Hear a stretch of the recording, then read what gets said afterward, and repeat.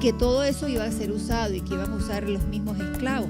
Así que ellos momificaban. Muy bien, buenos días. Hoy vamos a culminar la segunda parte. Nuestro tema de hoy es la enfermedad de los egipcios y su conexión con el presente. Y es interesante cuando estudiamos acerca de la enfermedad de los egipcios, la conexión que tiene directamente con nosotros en esta dispensación. Es muy interesante porque si hacemos un repaso, los egipcios que estuvieron presentes en el momento de la salida del pueblo de Israel de Egipto fue aproximadamente 1500 años antes de Cristo. Ya para ese entonces, el Señor había permitido que los egipcios crearan esa técnica de momificación. En toda la historia de la humanidad, en todo lo que nosotros conocemos de la historia del mundo, ninguna otra cultura había podido tener esa técnica de momificar a sus faraones, a sus sacerdotes y luego al pueblo en general, porque cuando la técnica se hizo fácil, ya momificaban a todo el mundo. La única cultura fueron la de los egipcios. Hay otras culturas en las que existen momias. Por ejemplo, en Guanajuato, México, hay un pueblo muy lindo, un pueblo tipo español, que en esa zona, por alguna razón de las aguas y el clima, la gente cuando muere no se descompone. Pero no fue por ninguna técnica que usaron. Yo tuve la oportunidad de estar en ese pueblo y fui a un museo donde estaban las momias y uno podía ver momias de muchos años, pero no de 1500 ni de 3000 años de duración. Y generalmente cuando una persona muere en ese pueblo, después de 5 años, el cadáver pertenece al municipio y lo pueden, en algunos casos, exponer o colocar aunque no, yo creo que 5 años es muy temprano para uno poner a algún familiar en ese museo, pero pertenece ya al municipio por esa particularidad de que la gente allí no se descompone. Parece que el agua es bien pesada, el clima es bien frío, así que eso sucede. Pero, ¿por qué el Señor permitió que los egipcios pudieran momificar a sus faraones, a sus sacerdotes y todas estas personas, para descubrirlas solo justo a finales del siglo XIX y principios del siglo XX? ¿Por qué no las descubrieron antes? ¿No nos hemos preguntado eso? ¿Por qué antes no se había descubierto que existían esas momias? ¿Y por qué fue justo en el tiempo en que el Señor nos estaba dando un mensaje de salud para una dispensación particular? ¿Verdad? El mensaje de salud era para nosotros. Y es interesante porque los egipcios en aquel tiempo, en esa época, eran conocidos por la forma en que comían. Los egipcios habían descubierto una forma de moler sus cereales que quedaban casi refinados. Y era un símbolo de estatus el comer refinado. Mientras más rico yo era en la cultura egipcia, más blanco consumía, más refinado consumía. Así que el arroz blanco, el trigo refinado y muchos cereales que eran refinados era parte de la comida de los egipcios que tenían clase elevada. Además, los egipcios, y saben ustedes algo, ¿no? Que cuando se refina un cereal, se le remueven más de 24 ingredientes importantes entre minerales, fibra, vitaminas que contiene ese cereal. Cuando se remueven, por eso hoy en día, en cada gobierno hay un requerimiento que si usted come arroz blanco, ese arroz blanco tiene que ser ¿qué? Enriquecido, ¿verdad? O fortificado. Y eso significa que le agregan 4 ingredientes de los 24 que le quitan. Y de esa manera, eso es un requisito de cada gobierno. Pero en ese tiempo no se sabía eso. Así que cuando refinaban, removían todos los nutrientes y realmente quedaban desprovistos de todos estos cereales. Y por eso aparecían muchas enfermedades. Y la medicina egipcia es muy famosa. ¿Por qué es famosa? Porque había muchos enfermos en Egipto. En Egipto era una comunidad donde la medicina había avanzado. De hecho, Hipócrates se fue a Egipto a estudiar medicina, porque era allá donde la medicina estaba avanzada. ¿Y dónde avanza la medicina? Donde hay necesidad, ¿verdad? Donde hay necesidad. Y otra costumbre que tenían los egipcios era cuando ellos tenían banquetes, fiestas, en sus áreas de fiesta tenían una serie de, vamos a decir, como unas estructuras tipo porrones, como los porrones que usamos para sembrar matas, y los colocaban en algunas áreas de esa terraza de donde hacían los banquetes. La gente comía y luego iba a esos lugares, se metía el dedo, vomitaban y volvían a entrar a su banquete y seguían comiendo. ¿Cómo se llama eso hoy? Bulimia, ¿verdad? Bueno, los egipcios eran bulímicos. Ellos tenían esas costumbres. Y cuando nosotros miramos esa costumbre, ahora, refinaban también sus cereales los griegos, los romanos, ¿no? Eran los egipcios 1500 años antes de Cristo. ¿A quién le hizo Dios esa promesa a los israelitas? Les dijo que no le iba a dar las enfermedades de ¿quiénes? De los egipcios. ¿Por qué Dios fue tan preciso? ¿Por qué Dios le dijo, no te voy a dar las enfermedades de los egipcios? Porque los egipcios tenían costumbres como las que tenemos nosotros hoy, en nuestra cultura actual. Somos bulímicos, comemos refinado, comemos en exceso, comemos grandes cantidades, comemos intemperantemente. Esas eran las costumbres de los egipcios. Y por eso cuando Dios les dijo, no les daré les dio la promesa, no les daré las enfermedades de los egipcios si me obedecen, si prestan atención, si ponen en práctica lo que les digo, esa promesa está vigente ¿cuándo?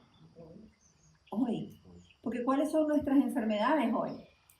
¿Son qué? Son producto de nuestra cultura, de lo que hemos aprendido a comer, refinado, con mucha grasa, intemperancia en grandes cantidades. Antes las hamburguesas, cuando comenzaron con el tema de las hamburguesas, ¿cómo eran? Pequeñas. Una Pepsi Cola, una Coca-Cola, ¿cómo era? Pequeña. Ahora todo tenemos la palabra Big, Macro, Mac. ¿Sí han visto que le han agregado esos prefijos a lo que comemos? Entonces todo tiene que ser Big, Mac, grande, porque mientras más como, más consumo. ¿Y eso enriquece a quién? A sus productores, a los que hacen ese tipo de alimentos. Hace unos años atrás, en el 2003, la New England Journal de Medicina, una revista muy prestigiosa médica, sacó un artículo hablando acerca de cuál era la prueba clínica más antigua que se conocía. Una prueba clínica, un estudio médico. ¿Cuál era el más antiguo? Y sacaron algunos informes y entonces hubo una crítica a ese informe y lo escribió este autor y dice, con el debido respeto a los doctores Leproux y Boylston, la edición del 29 de agosto acerca de cuál fue el estudio más antiguo, dice, propongo que el primer ensayo clínico no fue el estudio de Watson sobre la viruela, ni el estudio de Lynn sobre la prevención del escorbuto. ¿Recuerdan la viruela? De ahí surgió el asunto de las vacunas con el estudio de Watson. Y el escorbuto era producto de una deficiencia vitamínica cuando consumía la gente arroz refinado o cereales refinados. Entonces dice, esos no fueron los dos primeros estudios, ensayos clínicos que la historia conoce. El primer informe publicado de un ensayo clínico tiene orígenes bíblicos, en el libro de Daniel. Se hace referencia a la falta de voluntad de Daniel para aceptar la dieta ofrecida por el rey de Babilonia, Nabucodonosor. El funcionario del rey había puesto un mayordomo a cargo de Daniel y a 3 de sus amigos.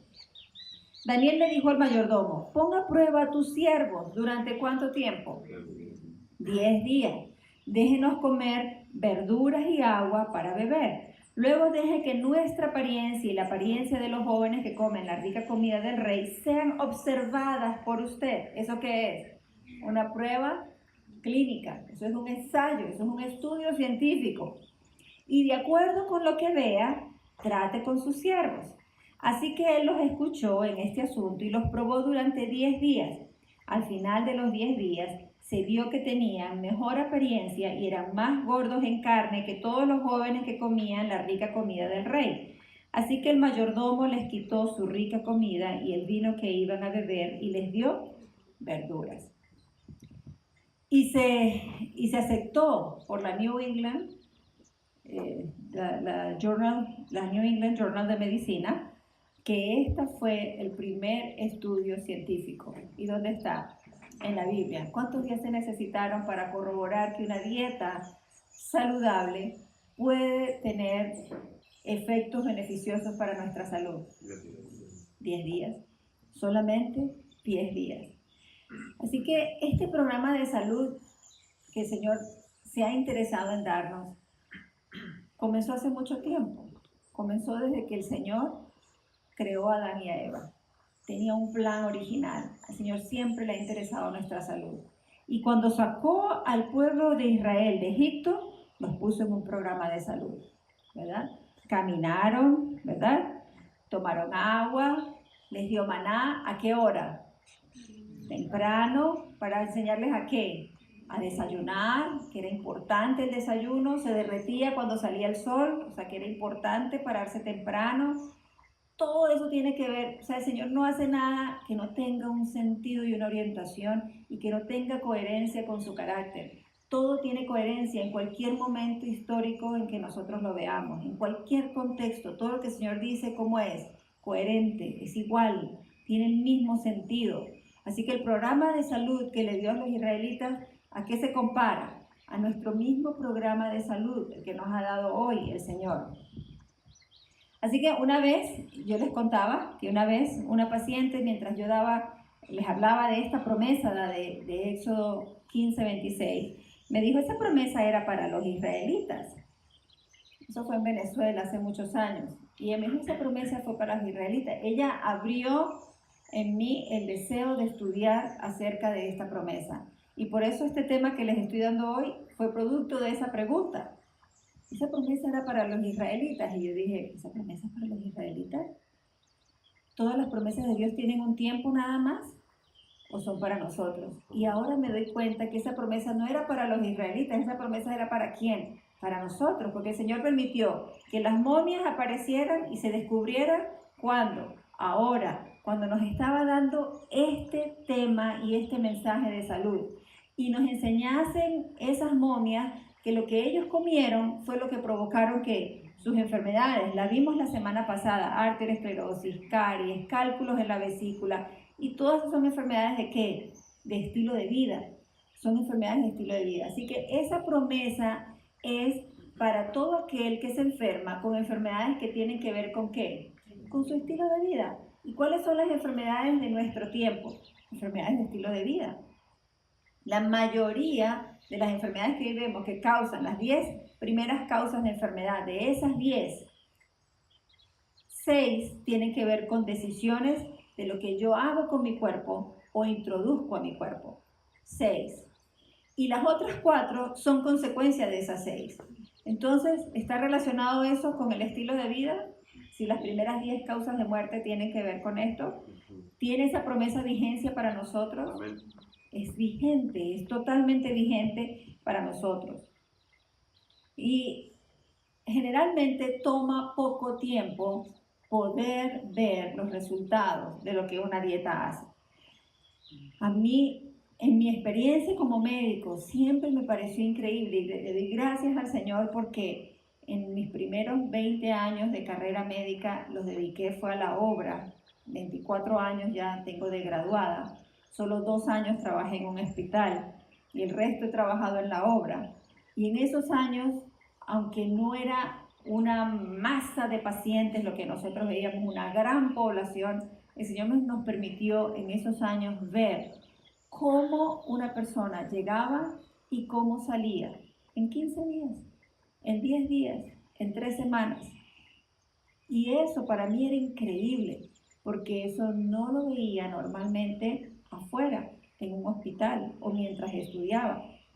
Cuando estaba estudiando la carrera de medicina, me acuerdo ver muchos pacientes en la sala de medicina interna, donde están los enfermos crónicos, que la mayoría son producto de esto que estamos hablando, que pasaban semanas, meses, muchas veces allí hospitalizados, y cada vez que los veíamos, cada mañana que íbamos a hacer revista, ¿cómo los veíamos? Peor, peor, todo el tiempo estaban mal, porque la dieta nunca ha interesado, el estilo de vida nunca ha importado, eso no es tema importante en el tratamiento del paciente. Esta imagen que les muestro aquí es un estudio que se hizo en un paciente que tenía una obstrucción de la coronaria, donde ven la flecha de este lado, una obstrucción coronaria que quizás no se logra ver, pero está estrecho. Eso es un cateterismo, es una imagen de un cateterismo. Cateterismo se usa colocando un catéter, ya sea por la yugular o por la femoral, y llegan al corazón y se va viendo las arterias y el paso, el flujo, ¿verdad?, del líquido de contraste, y vemos ahí cómo hay una estrechez de la arteria. 60 meses después, la arteria está totalmente permeable. Ustedes dirán, pero 60 meses es bastante tiempo. Sí, es bastante tiempo. Pero cuando yo estudié medicina se decía que eso no se revertía, porque eso es como una piedra. La arteriosclerosis es tan dura como una piedra. Eso no se podía remover. Y cuando yo estudié medicina, nos decían, eso es irreversible. Cuando una persona tiene arteriosclerosis, eso no se puede echar para atrás. Pero ahora los estudios demuestran lo contrario. Ahora sabemos que con un buen estilo de vida podemos ver cambios en las arterias. Pero algo pasó con el pueblo de Israel. Y quiero que me acompañen en sus Biblias. Y vamos a ver un contraste hoy. Y vamos a buscarlo en el libro de Números, capítulo 11. Vamos a comenzar a partir del versículo 4. Números 11, versículo 4. Y quiero que veamos el paralelismo con nosotros mismos. Sabemos que los cambios pueden provocar, un cambio en un estilo de vida puede provocar salud, regeneración. Y aquí en Números 11 dice, entonces el populacho que había entre ellos se dejó llevar por la gula. Y también los hijos de Israel volvieron a llorar diciendo, ¿quién nos diera de comer carne? La gula. Conocí a un sacerdote católico, director de un programa de un seminario en Mérida. Es nuestro amigo, un amigo muy, muy querido, muy cercano allá en Venezuela. Y él predicaba este mensaje de salud. Y él tenía los libros de la hermana White. El libro del Consejo sobre el Régimen Alimenticio y Ministerio de Curación eran sus libros preferidos y él los usaba. Y él nos decía, la gula es el problema de nuestro pueblo. Y siempre que predicaba, él hablaba de la gula. Y él hacía ayunos de 2, 3 días. Invitaba a sus feligreses a hacer ayuno. Y hacía ayunos de 40 días. Les voy a decir cómo los hacía. Él los ponía en 40 días, solamente hacían una comida, que era el almuerzo. Pero no desayunaban y no cenaban. Y durante esos 40 días, sus feligreses debían rezar todos los días por sus problemas y poner ante el altar de la oración o del rezo, como ellos lo llaman, su problema familiar. Y comenzó a ver maravillas. La gente empezó a cambiar, la gente empezó a mejorar sus problemas de familia, empezaron a mejorar las relaciones, padres con hijos, esposas y esposos. Y él iba mucho a la fundación y nos hablaba, el problema es la gula, porque esa es la raíz de todos los males. ¿Lo sabemos nosotros? ¿Lo sabemos nosotros? ¿Sí? Ahora, Esas personas, vamos a leer el versículo 31, ¿qué les pasó? Dice, entonces de parte de Jehová salió un viento que trajo codornices desde el mar y las dejó caer junto al campamento hasta la distancia de un día de camino de este lado y un día de camino del otro lado, hasta la altura de 2 codos sobre el suelo. Entonces el pueblo permaneció levantado todo aquel día y toda la noche, y todo el día siguiendo recogiendo las codornices. El que menos recogió, 10 montones, y las tendieron para sí alrededor del campamento. Aún estaba la carne entre sus dientes antes de que la comenzasen a masticar, cuando se encendió el furor de Jehová contra el pueblo, y Jehová golpeó al pueblo con una gran plaga. Y llamó el nombre de aquel lugar Kibrot Hataba, porque allí sepultaron al pueblo glotón. De Kibrot Hataba el pueblo se puso en marcha hacia Aserot y permanecieron en Aserot. ¿Qué aprendemos de esta lectura? Mata la gula, ¿sí? Causa problemas de salud, ¿sí? Tiene problemas con nuestra espiritualidad, la gula, sí. Ningún glotón puede entrar en el reino de Dios. ¿Quiénes entraron? ¿Quiénes entraron en la tierra nueva? ¿Los glotones? ¿Quiénes se quedaron atrás? Los glotones, los golosos, los que se dejaron llevar por su pasión desde el punto de vista de hábitos alimenticios, fueron los que se quedaron. Ahora nosotros estamos en el mismo paralelismo. El Señor nos está diciendo a nosotros un mensaje de temperancia, de equilibrio, de balance, de nutrición, de densidad nutritiva, de alimentos nutrientes. Y nos está dando ese mensaje porque Él quiere vernos a nosotros. Él quiere que nosotros también entremos. Pero todo va a depender de nuestra gula. Y para contrastar esta historia vamos a Daniel. Vamos a Daniel porque ese fue el libro de donde salió el primer estudio científico.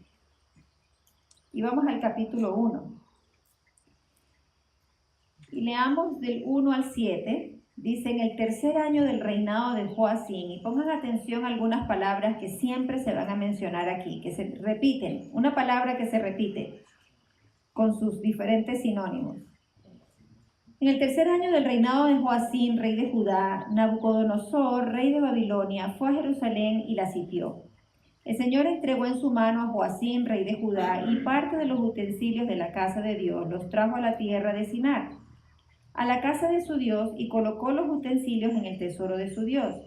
El rey dijo a Aspenaz, jefe de sus funcionarios, que trajese de los hijos de Israel, del linaje real y de los nobles, jóvenes, en quienes no hubiese ningún defecto, bien parecidos, instruidos en toda sabiduría, dotados de todo conocimiento, poseedores de saber y capaces para servir en el palacio del rey, y que les enseñase las escrituras y la lengua de los caldeos. El rey les asignó para cada día una ración de los manjares del rey y del vino que él bebía.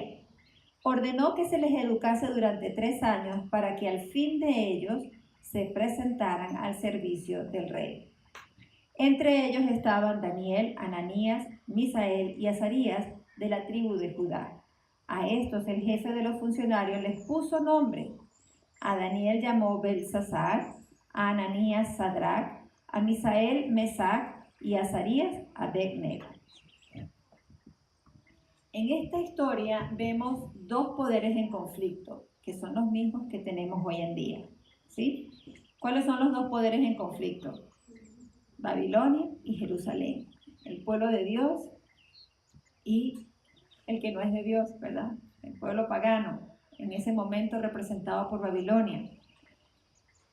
Los dioses de Babilonia versus el Dios de Jehová, el Dios de Judá. Y hay una clave en esta historia, porque siempre el enemigo va a tener problema con nosotros y va a querer cambiarnos, como lo hizo con el pueblo, con estos jóvenes hebreos. Y fíjense la clave. En esos versículos, en el primer capítulo, no solamente del 1 al 7, en el primer capítulo hay una palabra que siempre se repite. Entregó, asignó, son sinónimos. Puso, dar, dar, dar. En inglés, the Lord gave, the King appointed, He gave, give us pulse, gave them pulse, God gave them. Eso de poner, colocar, es como una propuesta. Dios pone en nuestro corazón un deseo y Satanás, ¿qué hace también? Se propone hacer lo mismo, ¿verdad? Cuando nosotros tenemos como los israelitas en el desierto el deseo de volver atrás, como lo hicieron ellos, ¿qué es? ¿De dónde sale esa pasión? ¿De dónde sale? Del engañador, ¿verdad? Y nos hace creer que eso es necesario, que es importante, que nuestro deseo es importante.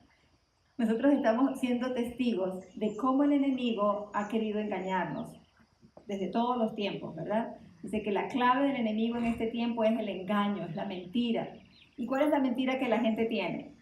Hasta desde los psicólogos hasta los médicos. No le podemos quitar la carne a la gente, ¿verdad? No le podemos quitar la carne. Cuando yo le digo a un paciente que no coma carne, este viernes tuve un paciente que ha tenido 3 infartos. Tenía cateterismo, le hicieron operación de corazón abierto.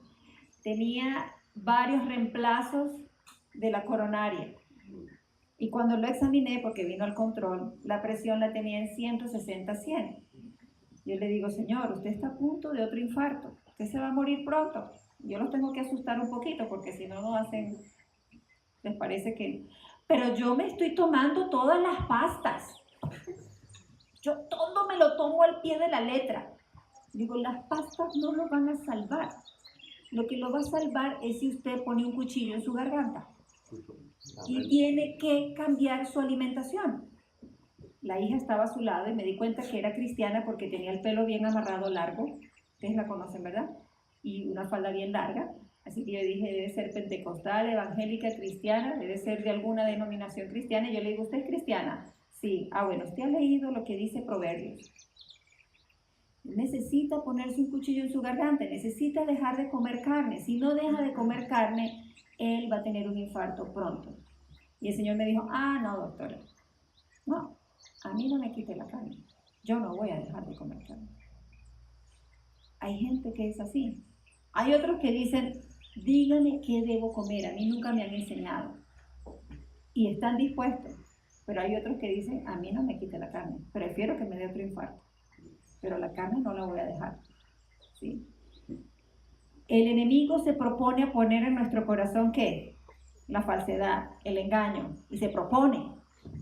Y Dios también, ¿qué hace? Se propone a trabajar a través de nuestro corazón y nuestra conciencia. Y es interesante porque, ¿qué dijo Daniel? Me propongo. ¿A qué? A no contaminarme. Antes de nosotros hacer cambios, ¿qué debe haber en nuestra mente? Un propósito, un cambio, pero es aquí. Y yo cuento siempre esta historia. Yo fui adventista desde pequeña, nací en un hogar cristiano, mi mamá siempre nos llevaba a la iglesia adventista. Y aunque no escuchamos de dieta vegetariana, pues siempre había un mensaje de salud en la iglesia. Y cuando crecimos, mi mamá fue muy cuidadosa de darnos siempre muchas ensaladas, muchos vegetales, nada frito, todo. Bueno, siempre comíamos carne, pollo, refinado. Pero yo leía, y yo leí el Consejo sobre el Régimen Alimenticio, yo leí el libro del Ministerio de Curación, y yo sabía que tenía que ser vegetariana. Y yo trataba de ser vegetariana, pero cuando alguien me invitaba a comer carne, comía, ¿verdad? Y a veces decía, ya llevo una semana sin comer carne, ya estoy lográndolo. Ya llevo 2 semanas sin comer carne. Y luego iba a estudiar con una compañera, la mamá servía carne en la mesa, comía carne. Ya era demasiado decir que no comía cochino, porque la mayoría de la gente come cerdo. Así que cuando yo decía, no, cochino no, entonces, bueno, pero cómete el pollito, pero cómete la carnita. Mientras yo estudié lejos de mi casa, yo nunca compré ni carne, ni pollo, ni queso, ni leche mientras estudiaba. Nunca los llevé a mi casa, donde yo vivía residenciada, nunca llevé esas comidas. Pero cuando salía a comer, cuando iba a estudiar con alguien, cuando siempre, y yo me hacía una comida, todos los domingos hacía una mezcolanza, pero yo no sabía cocinar. Así que yo hacía una mezcolanza de berenjena, calabacín, repollo, brócoli. Bueno, yo hacía una mezcolanza y yo dije, todo eso es bueno. Así que yo ponía todo eso y hacía otra olla de arroz y lo metía en la nevera. Y como no tenía tiempo de cocinar, cuando llegaba calentaba esa mezcolanza de vegetales con arroz, no sabía nada bueno, pero yo decía, estoy comiendo sano. Pero si una compañera me invitaba, ya, fallaba. Yo nunca podía lograr ser vegetariana, hasta que hubo un cambio, pero a nivel de mi mente. Yo recuerdo cuando una vez escuché al pastor Restrepo, la primera predicación que escuché de él, y ahí yo cambié, y nada más necesité un solo mensaje. Y yo recuerdo que él dijo algo así como que, o sea, yo entendí en ese momento que el mensaje de salud era un mensaje de amor para nosotros, no era un mensaje de salud. Es un mensaje de amor de Dios para nosotros. Por amor nos los ha dado. Nos los ha dado para que nosotros podamos vivir mejor y más felices. ¿Cómo no aceptarlo? ¿Cómo no aceptar ese mensaje? Y yo recuerdo que ese día le dije, mamá, ahora sí, ya no más carne, no pollo, no voy a comer más nada animal. Y mi mamá me dijo, yo también. Y seguimos las dos siendo vegetarianas. Y después se agregó mi papá y mi hermano. Y claro, estos mensajes que provocan en nosotros temperancia en todos los sentidos, provocan temperancia. Pero el enemigo se trata siempre de usurpar eso, ¿verdad? Fíjense en el modelo que vemos en este capítulo de Daniel. El enemigo trata de cambiarnos a través, primero, de nuestra mente. ¿Qué hizo con los jóvenes? Les cambió el nombre. ¿Y qué significa el nombre? Un carácter, ¿verdad? Luego les puso una universidad, un modelaje, la cultura de Babilonia, ¿sí? Les dio la comida de la cultura de Babilonia y le dio oportunidades para que ellos tuvieran esa lealtad. Ahora es interesante que las cosas siguen siendo igual para nosotros, ¿verdad? Siguen siendo igual. Y los nombres que en Babilonia le colocaron a estos jóvenes tenían la resemblanza de sus dioses. Pero cuando usted lee el libro de Daniel, yo no soy muy erudita en profecía, pero me gusta leer algunas cosas, y yo veo que Daniel fue rebelde, porque el nombre era Belsasar, no Conté. Belsasar representaba al dios Bel, y él se puso Beltsasar. Él dio el nombre, pero lo transformó un poquito, para que no significara lo que el rey quería significar para ellos. El rey quería cambiar su carácter y ellos se rebelaron a ese cambio. Y yo me pregunto, y les hago la pregunta a ustedes, ¿podía Daniel haber comido de la comida del rey y haber sido eso aceptado por Dios? Les pregunto, contéstenme, piensen. ¿Podían ellos haber comido de la comida del rey y eso haber sido aceptado por Dios? ¿Sí o no? A ver, ¿quiénes dicen sí? ¿Y quiénes dicen no? Y hay entonces unos neutros, hay muchos neutros. A ver, David, coméntanos de otra historia parecida donde sí comieron algo que no debían y Dios lo aceptó. Bueno, David comió los panes de la proposición y eso estaba prohibido y el Señor no lo castigó por eso. Así es. Ellos eran esclavos. Ellos podían haber dicho al Señor, Señor, no tenemos otra opción, si no nos lo comemos nos matan.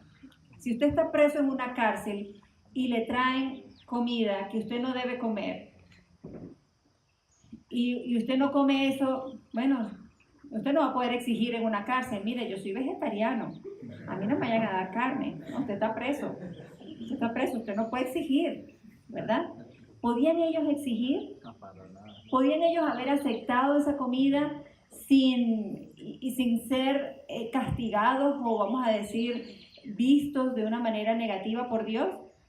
¿Sí? Pero ellos se propusieron en su corazón. ¿Cuál fue el primer paso de Daniel? Me propongo. ¿Cuál fue el primer paso de José? Me propongo. Y esa palabra tiene un efecto a nivel del lóbulo frontal. Vamos a ver eso más adelante. ¿Quién está manejando nuestra cultura? Toda la cultura nuestra está manejada por las grandes industrias. Las escuelas de medicina son manejadas por las industrias de farmacología. Ellos son los que dicen qué materias debemos dar. ¿Por qué ningún médico ve nutrición? Eso es casualidad, eso en todo el mundo. Toda escuela de medicina no tiene un programa de nutrición. En todo el mundo, a nivel mundial. ¿Por qué? Porque los médicos no saben que la carne no es necesaria. Uno, porque no quieren saberlo. Y otro, porque les gusta. Y tercero, porque nunca se los enseñan. Nunca se los enseñan. Incluso los nutricionistas, bueno, esos son peores, porque ellos estudian nutrición y ustedes vieran las dietas que mandan los nutricionistas. Uno se cae para atrás. Hasta cerdo le mandan a comer a las embarazadas. Y le dicen que coma chicharrón. Lo sé porque lo he escuchado. Entonces uno dice, bueno, ¿qué es lo que estamos estudiando? ¿Quién está dirigiendo esas escuelas? La industria. Y en cambio, en el caso de Daniel, él se propuso en su corazón, él consideró las implicaciones morales y espirituales de esa acción y esto lo ayudó a tomar una decisión. Él consideró la moralidad de comer esa comida, porque era ofrecida a los dioses. Él creyó que comer esos alimentos lo separarían ¿de qué? De Dios. Entonces él decidió no comer la comida del rey. Él decidió no comer. ¿Y qué hizo esa proposición? Trabajó su lóbulo frontal. Cuando usted se propone, usted crea un bloque tan tremendo que nada pasa por ahí. Por eso es tan importante proponernos, jóvenes. Propónganse a ser fieles, a ser puros, a no contaminarse. Eso es algo que uno debe hacer ¿desde cuándo? Antes de presentar, de tener que la prueba, la tentación, lo que venga, primero debe venir aquí. Hay un estudio que habla acerca de la neuropsicoinmunología. Una vez tuve la oportunidad de escuchar a un experto acerca de esto y él estaba contando una historia de cómo la mente tiene tanto poder. Y él decía, hubo un experimento, yo no lo he podido corroborar, si ustedes lo buscan puede ser que yo esté errada, pero esto fue lo que yo escuché y es lo que les voy a compartir. En el tiempo cuando el cólera era una epidemia, habían dos investigadores científicos que estaban estudiando acerca del cólera. Y entonces uno dijo, el cólera es provocado por un microorganismo. Todavía no se conocía la existencia de los microorganismos. Y el otro, que no creía en la existencia de microorganismos, le dijo, no, eso es imposible. El cólera no es provocado por ningún microorganismo. Eso es algo que tiene que ver con los humores. Entonces el que creía en los microorganismos le dijo, he aislado el microorganismo del cólera y está aquí. En una vasija, en una jarra, con agua y líquido, tenía allí las bacterias. Y el otro, que no creía en los microorganismos, le dijo, te voy a corroborar que eso no produce cólera. Y agarró y se lo tomó. Y no le dio ni una diarrea. ¿Por qué no le dio diarrea? Si tomó toda la bacteria. Porque él había bloqueado desde su mente que eso no le iba a hacer daño. Las membranas plasmáticas se cierran como un sello y nada entra. Porque él ¿desde dónde lo bloqueó? Desde aquí. Igualmente tiene que ver con nosotros. Cuando usted se propone, nada entra. Porque usted se propuso anticipadamente, voy a ser puro, voy a ser temperante, voy a hacer esto, ¿no? Y así propuso en su corazón Daniel no contaminarse. Creo que ya tengo que terminar. Por gracia somos salvos por medio de la fe. Y bueno, ya está muy largo el tema. Me alargué. Me pasé los 30 minutos. Lo dejemos hasta aquí. Quería terminar hoy, pero esa es la esencia de este tema, ¿verdad? Proponernos en nuestro corazón a no contaminarnos con lo que el enemigo quiere contaminarnos. Si nosotros nos proponemos anticipadamente, el Señor nos va a dar la ayuda divina para poder mantenernos fieles. Que el Señor los bendiga.